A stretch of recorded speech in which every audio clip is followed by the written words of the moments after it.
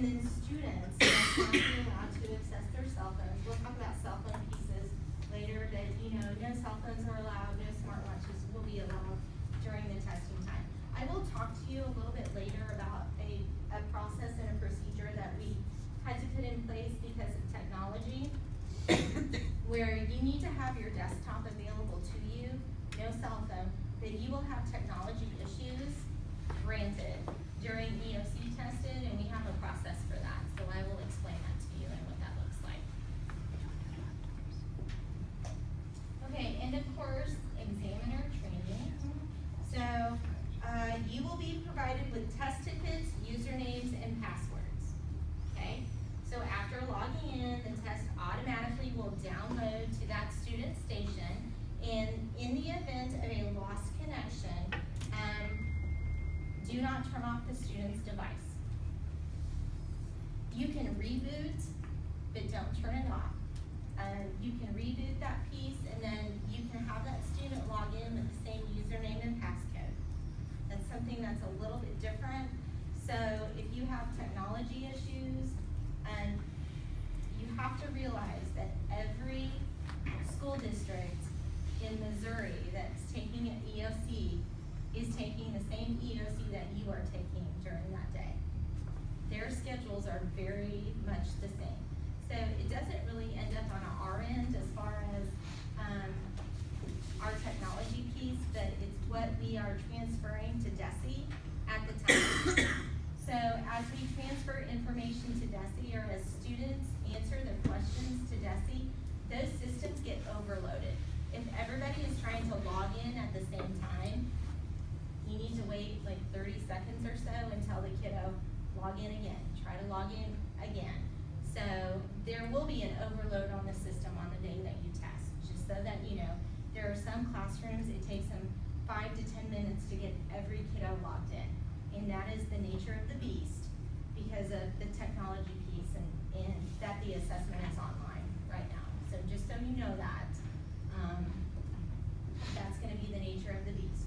So directions of walking students through the iTester login process are located in your manual.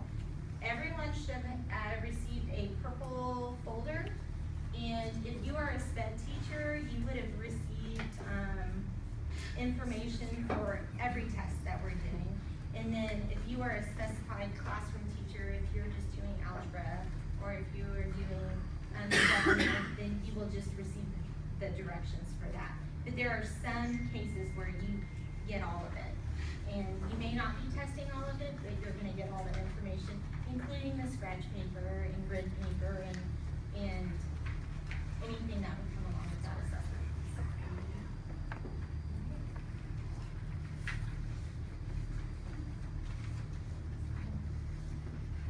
So, each paper pencil edition, there's not a lot of those, but each paper pencil edition test has a unique security code. If you are in charge of doing that, then all that information, all that paper that you get with that particular piece, you'll get the paper pencil edition, you'll get a special coding piece, and then you may get 1 or 2 sheets in addition to that. Keep all of that together because that all has to be returned to DESE, and there's an accountability piece for that. So you will have to sign off on all of that. You are a proctor. You are accountable for 100% of any materials that are given to you, and you are accountable for all of that to be returned back to you. And then talk to Tony about any contaminated material. So every once in a while, we will get contaminated material pieces where we get a kiddo that gets sick on it. You may have a kiddo write on that material for whatever reason. On the elementary level, when we had a kiddo writing crayon, and I was completely mortified on the science piece. Like, he labeled everything in crayon, and that was not okay. So if you are in question that you may have a contaminated piece of material on the testing, you need to contact Tony or myself, and we'll walk you through that and take care of that process piece. Don't throw anything away. I mean, that's going to be very important. Don't throw anything away. And even if they have a scratch piece of paper, we may have to be accountable for that, so just please don't do that. Alright, so in the course examiners training, so right now, December 8th through December 10th, this was our first piece. This is our second round of EOC testing, and then we will be testing at the high school on laptops. I want to talk to you about that procedure and that particular piece. You want to do that now? Go back. I'm so glad you're recording this right now because this is super fantastic. This is real life. This is real life. Okay, so let's go back to, no, we don't want the overview. Go back. Go forward. Okay. Are we done? That's all this is. That's it? Is that at 8, 9, 10? Yeah, that's the next slide. So go to, Okay. Go to 7. Okay, we're going to talk about the tools that are permitted. So, as far as what you can and cannot have, testing tools on the math, you have a math reference sheet. If you are testing in any kind of math area, that is available in here, in these folders. So you should have that. Hard copies of the math reference sheet are in there within your folder. Calculators that meet the guidelines. So DESE does not have any specific guidelines for calculators. The calculators that we have utilized within our district do meet criteria. There are certain things that you have to do as far as the calculator piece. So the calculators that we use, I don't know that they would even follow under this criteria, but if you have a calculator, it can have a memory piece. If it does, then you have to delete that before you actually give it to a student. So if there's a memory piece on the calculator, you delete that, you give it to the student, they give it back to you, and whatever they put on there as far as memory, you delete that back before you do a next test session. So I would venture to say that the calculators that we have within our district are not super high tech, but I would check them to make sure that there is no memory component to them.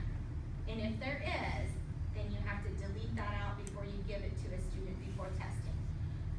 The second piece of that, as far as the calculators, when they get into their EOC exam, there will be a digital calculator that is available to them. Some kids don't like that. They don't want to be on the screen doing their calculator piece. So what they do is they want that physical piece, which that's what we're doing. We're providing that. But whatever we provide to them physically will also be available to them online. So if you don't have a calculator for your kiddo for math, it's not a crisis. They have it available to them and they can access it. It'll be a universal tool is what it's called. It's a universal tool. It'll be right there. The icon is right there for them to access it, and they can do that online. Also, they should have some scratch paper so that they can keep track of what they're doing as far as the Algebra 1 piece. Okay? So, going back to that, so calculators that meet the guidelines for mathematic assessment, all of our calculators meet the guideline. However, they will have a digital calculator as well. You can use any kind of paper, and we give you a variety in your packets. So you have grid paper, graph paper, scratch paper, whatever you need to use for the kids, that's there for you. If you need copies or more copies and say my kids are gonna go through this like wildfire, then we can make copies for you, or you make copies of that before actual testing, okay? So that's for math and biology assessment pieces. For the English 2, there is a performance event, and they are allowed to have scratch paper for that. They are also allowed to have a physical dictionary or a thesaurus, okay? Now, within that piece, and I don't know if it happens, I don't think this happens on the high school level, that for the English dictionary and the thesaurus piece, a lot of times times in English classes, you create those things as a class. So you will have a school-produced thesaurus, or you will have a school-produced dictionary. You can't use that. But what you can provide them is a dictionary that is published by a reputable company. So that is allowed. Amber, do you want to expand on that just a little bit? Or? I think our English teachers, it's gotta be a published work that's from a publisher, like Macmillan or, Roget's Dictionary. Yeah, so it has to be published. It can't be anything that's created by a student, bottom line. And in the past, we've been able to use grammar handbooks too, to make those available. Are they published? Yep. Alright. Okay, so I have to drive this calculator thing home because it's just so important. So during your testing for calculators on any kind of a math assessment piece, or biology, they're not needed or required. We can provide them, which we will, but DESE, is not going to recommend any kind of a calculator. Here's the thing. You may choose to let the kids bring in their own pieces, and that's fine. You cannot have internet connectivity to those pieces at all. Which means, you just can't connect inside or outside of the classroom. And you know that happens at the high school level, so we're just gonna say no to that. So the safest bet is if they bring in their own calculator, you're like, no, that's fantastic, you're gonna use this instead. So please do that. Can't have any material that is stored on there, any equations, anything like that, which you're gonna check that as a teacher anyway. You're gonna say no. We're gonna clear out your memory, and we're gonna go from there. So everything they need to know is a kiddo, and you may have one or two kids in this whole school that says, I wanna use my own stuff, which is great. So those are the rules. You need to check it before they come in. You need to clear out any memory and say, we're gonna clear it out after every session on the EOC, and then we're gonna clear it out when you leave. So they don't get to share that with anybody that gets a makeup or do anything like that. And that's it. And so, okay, you will have disruptions during test time, granted. So if you pause an assessment, what's gonna happen is that you're gonna pause the assessment for that student. You may call Tony or myself and say, I have a kiddo that is completely out of control, please remove that, or call the office, remove this student from my class. If you pause the assessment, that's totally okay. So pause the assessment, have that person come and remove that student for any disruption, but that little test ticket that you get, you need to send that with whoever. It needs to be an adult, so just like Tony, myself, the office, or the teacher, because when we get that student landed in another spot, then they're gonna have to utilize that same user ID and information to get back into their test. So, the test will save. The test will save. So we need to make sure that whatever, if there's a disruption and that kid has to leave for whatever reason, that test ticket goes with that teacher. So that when they get to their new place, that we can say, okay, log in, continue your test. So they can pause the assessment.